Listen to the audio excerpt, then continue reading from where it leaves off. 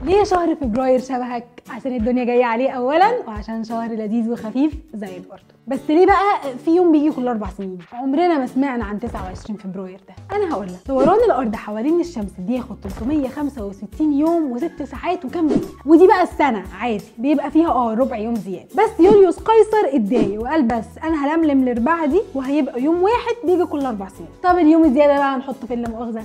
التقويم اليولياني 12 شهر عادي من يناير لديسمبر. الشهور الفرديه 31 يوم والزوجيه 30 يوم. قاموا قاعدين مع بعض وفاردين الشهور قدامهم وقالوا بس هو شهر فبراير. ليه بتحبوه؟ قالوا لا ده شهر مش مهم ولا فيه اعياد ولا اجازات ولا حتى مرتبط بمحاصيل زراعيه. وجه الامبراطور اغسطس شال يوم من فبراير وادى لاغسطس، هو عشان على اسمك يعني. فبقى اغسطس 31 يوم، ويوم 29 فبراير بيجي مره كل 4 سنين، والسنه اللي بيجي فيها الناس بتقول عليها كبيسه، وهي ولا كبيسه ولا نيله، انت بس اللي كحيان يا محمد. محمد انت كحيان.